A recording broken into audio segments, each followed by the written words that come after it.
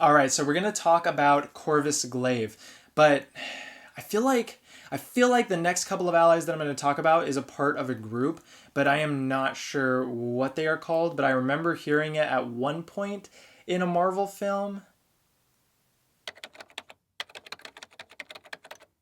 Ah, that's it. That's it. Okay, the Black Order. Dang.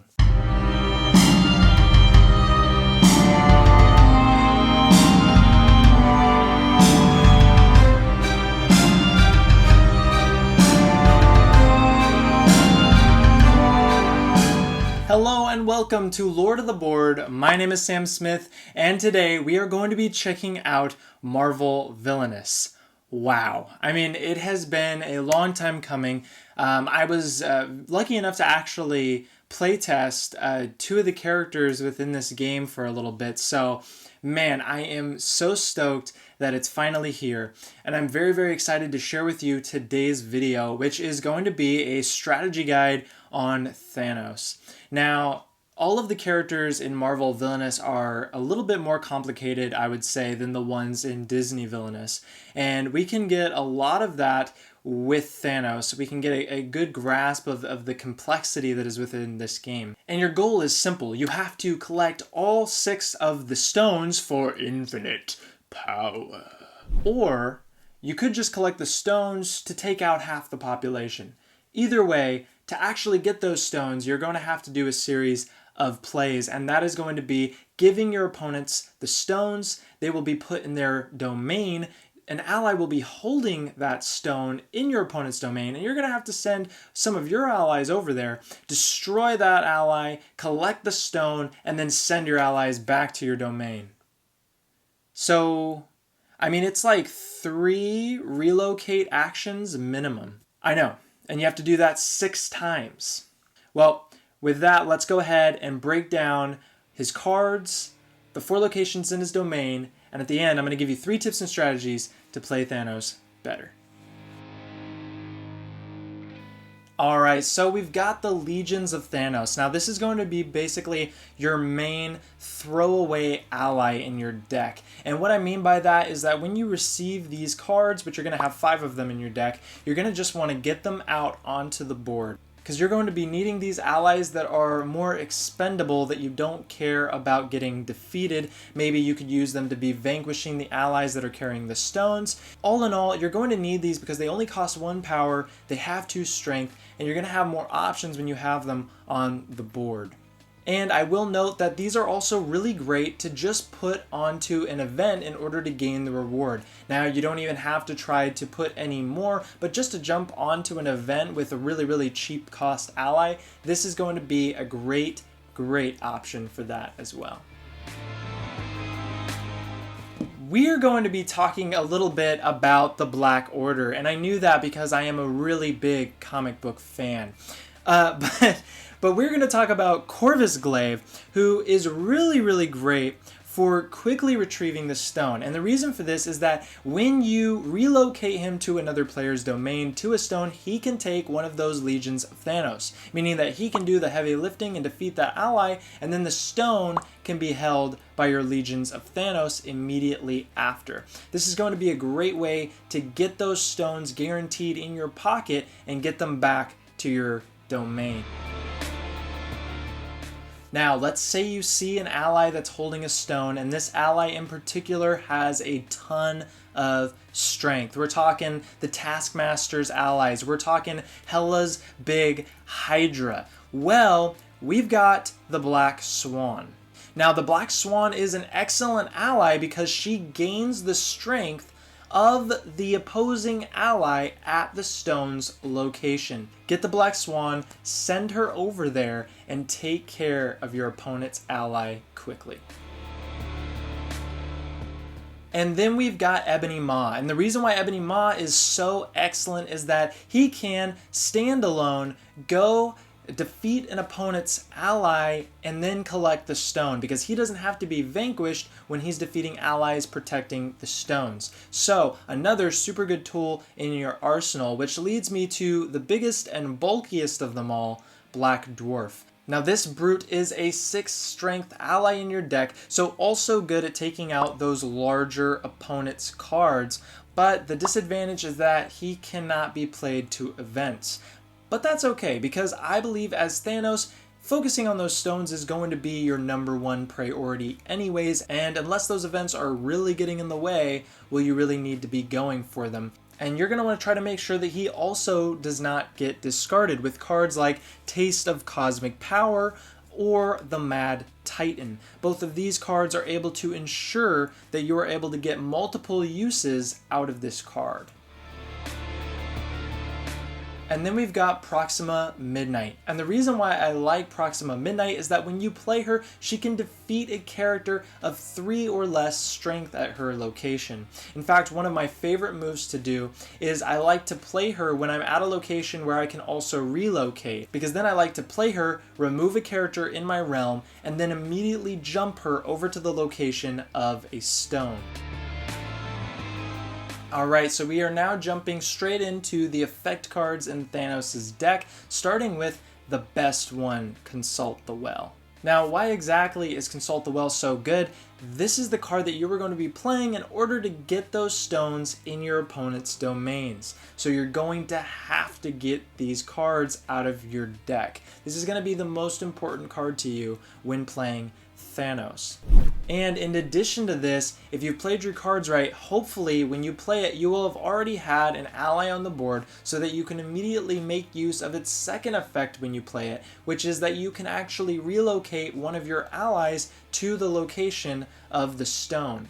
This is really, really important that you take advantage and use of this effect, because this is going to save you an action spot later, and you really need to be focusing on efficiency when playing Thanos. So you're going to want to make sure that you either have the legions of Thanos on the board, or really any ally, as long as you can get them across over to the stone the turn you play this card.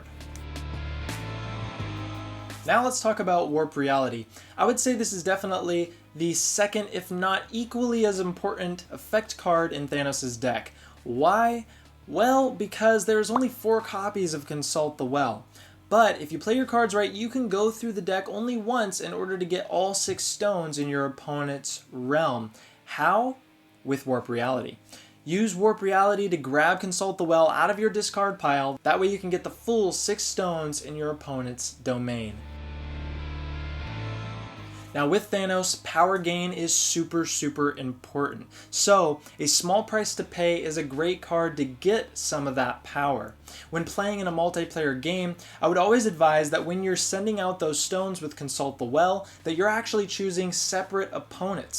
And the reason for this is that when you play small price to pay, you can get a lot more power. You get 1 power for each enemy with a stone, plus 1 power, so the max you could ever get is 4 power. But think about that. It is a 0 cost card that could potentially get you 4 power. Now I have some mixed thoughts about this card, Deliver Judgment. This allows you to relocate up to 2 allies over to a location with an Infinity Stone. And in addition, you get to put a +1 strength token on each of those allies. Now the reason why I have mixed feelings about it is because oftentimes you'll put those +1 strength tokens, but one of your cards will still have to be vanquished. Now it is nice to have that card still on the board, but spending 3 power when you could be spending that on an additional ally is kind of hard to gauge as to whether that's worth it. So I'm still kind of working out if it's really worth it to play this card. I would say that in situations where it becomes essential that you get 2 allies over there, then go ahead and do it. But if you've already set up an engine where you can relocate twice in a turn with just your board, then this is just a way to spend 3 power where you really should be spending that 3 power on getting more allies out. But nonetheless, it is a good card to have in his deck and will definitely come in handy in a tight spot. And getting to Thanos' item cards, we're going to start with Death's Favor. And this allows you to choose between either using an activate action or using a vanquish action. So it is treated as either or when you're at this location. Super, super good for Thanos to have that kind of flexibility during gameplay. But it also says that you can only have one of these at each location.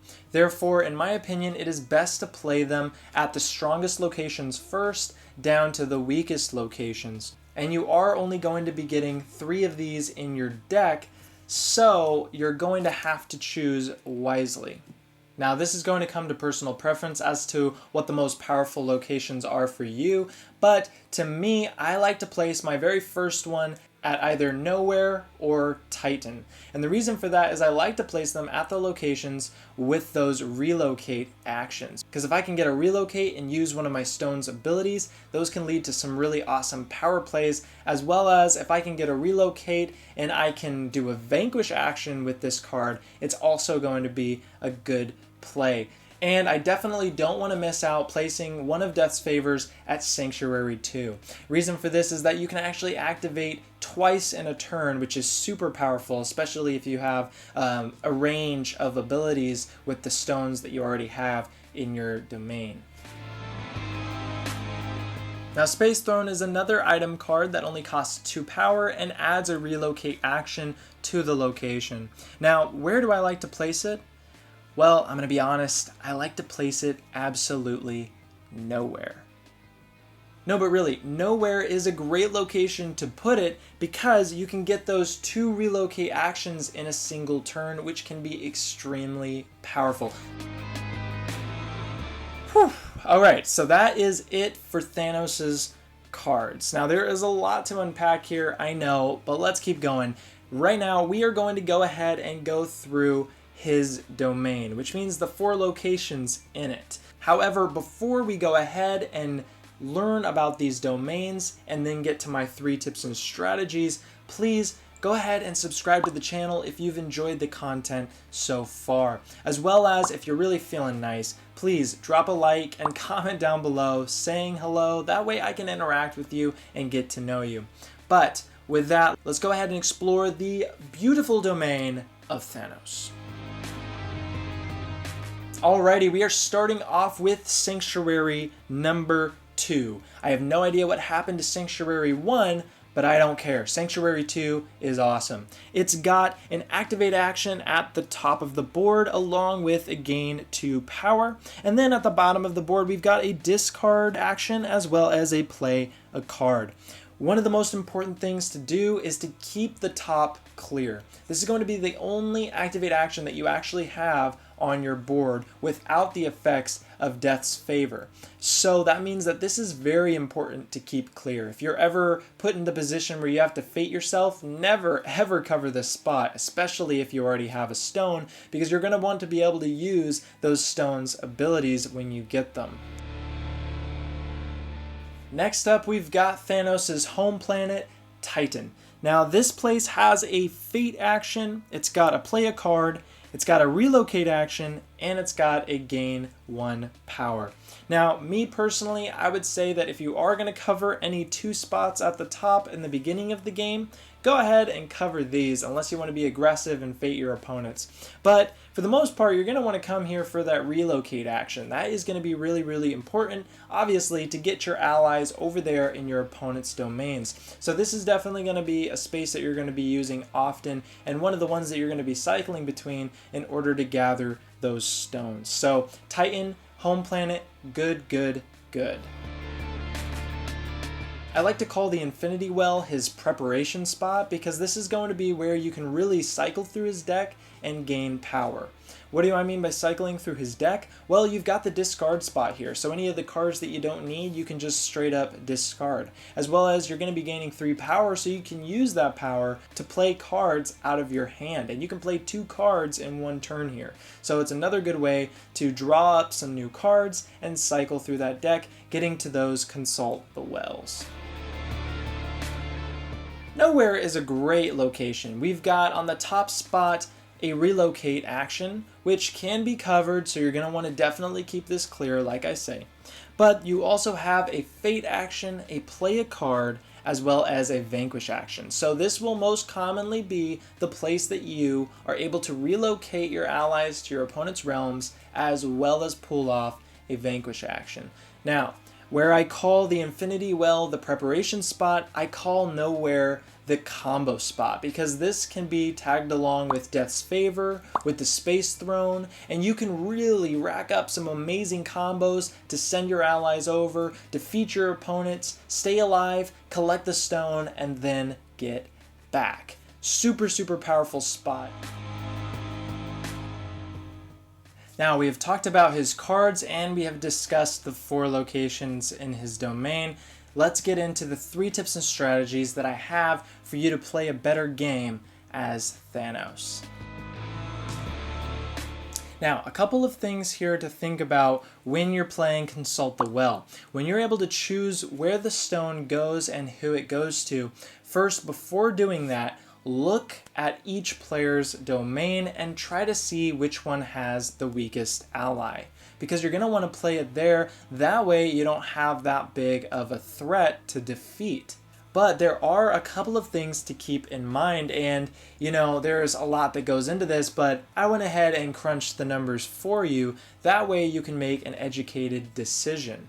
Now, let's say that no player has allies on the board. We can actually figure out what the chances are that you're going to get a weaker or stronger ally by which villain you're choosing to give the stone to. The weakest allies are with Killmonger, then it goes Taskmaster, then it goes Hela, and lastly, the strongest with the ally department is going to be Ultron.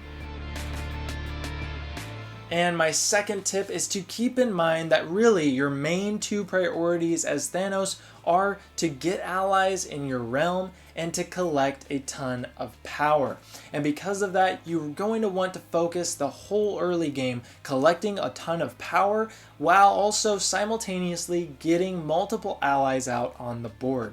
The reason for this is that if you have all the allies and a good amount of power, you're actually able to pull off those situations where you can send an ally over to your opponent's domain, vanquish, send another one, and actually get the stone back safely. If you don't have enough allies, you're not going to be able to collect the stones smoothly. And if you don't have enough power, you're not going to be able to keep up that pressure and collect multiple stones at the same time.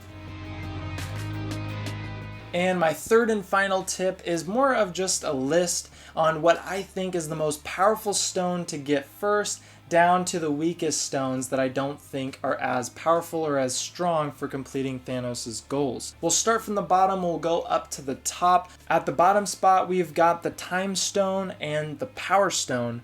Then the number 3 spot, we've got the Soul Stone. Then in the number 2 spot, I've got the Mind Stone and the Reality Stone.